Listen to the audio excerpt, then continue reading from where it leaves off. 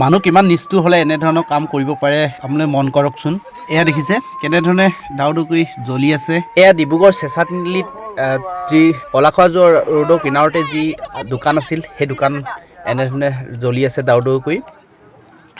দুষ্কৃতিকাৰীয়ে আচলতে সেই দোকানখন জ্বলাই দিলে আৰু সঁচাকৈ বৰ দুখজনক এক বিষয়। কিমান নিষ্ঠুৰ হ'ব লাগিব মানুহে এনেধৰণৰ কাম কৰিবৰ কাৰণে ভাবকচোন নিজে আপোনালোকে। আৰু এয়া দোকানখন দিনৰ পোহৰৰ দোকান আপোনালোক দেখুৱাই দিছোঁ। এইখন দেখিছেনে, এইখনেই আছিল ছবি কোঁৱৰ নাম এগৰাকী যুৱতীৰ দোকান। আৰু এই দোকানখনেই বৰ্তমান এনেধৰণে দাউদুকৈ জ্বলি আছে। আচলতে কোনো দুষ্কৃতিকাৰীয়ে এই ধৰণৰ কাৰ্য কৰিছে আৰু কিমান নিষ্ঠুৰ হ'ব লাগিব এনেধৰণৰ কাৰ্য কৰিবলৈ আচলতে আপোনালোকে নিজে চিন্তা কৰকচোন।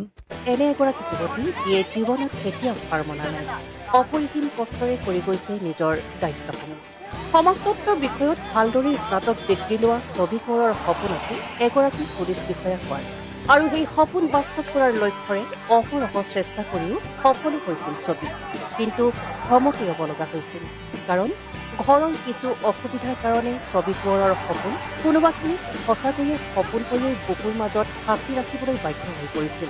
বহুত বছৰ আগৰ পৰাই দোকান দি এনেধৰণে জীৱিকা নিৰ্বাহ কৰি আছিল আৰু বৰ্তমান সেই দোকানখন এনেধৰণে কোনো দুষ্কৃতিকাৰীয়ে জ্বলাই দিলে বুলি জানিব পাৰিছোঁ। আৰু কিমান নিষ্ঠুৰ হ'লে এনেধৰণৰ কাম কৰিব পাৰে আপোনালোকে নিজে ভাবি চাওকচোন। যিটো যুগত আচলতে প্ৰত্যেকগৰাকী যুৱতীৰে একো একোটা সপোন ৰচাৰ হাবিয়াস থাকে, অথবা ব্লগ কিংবা ৰিলছ বনাই চৰ্চিত হোৱাৰ হেঁপাহ থাকে, ঠিক সেই সময়তে এইগৰাকী যুৱতীয়ে কিন্তু এখন দোকানত বহি পৰিয়াল পোহপাল দি জীৱনৰ সৈতে সংগ্ৰাম কৰি আছে।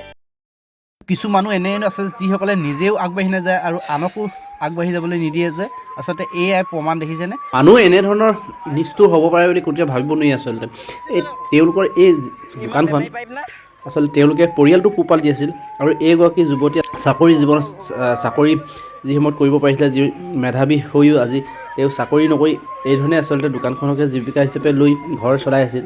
আৰু যোৱা নিশা ৰাতি কোনো দুষ্কৃতিকাৰীয়ে দোকানখন জ্বলাই দিলে। আৰু এনেধৰণে কিন্তু মানুহক ধ্বংস কৰি কেতিয়াও কোনো হিংসা কৰিব নালাগে আৰু এনেধৰণৰ কাৰ্য কেতিয়াও গ্ৰহণযোগ্য নহয়। আৰু এয়া আচলতে যি আমি মানুহে মানুহৰ বাবে এয়া আজিৰ তাৰিখত কিন্তু মানুহে মানুহৰ বাবে নহয়, সেয়া যে প্ৰমাণ, এইবিলাকেই আচলতে প্ৰমাণ মানুহে মানুহৰ বাবে কেতিয়াও হ'ব নোৱাৰে। সেয়ে প্ৰমাণ আজিৰ তাৰিখত এনে নিষ্ঠ মানুহ যে থাকিব পাৰে এই পৃথিৱীত, এয়া দেখিছেনে আপোনালোকে, এয়াই প্ৰমাণ সেইবিলাক।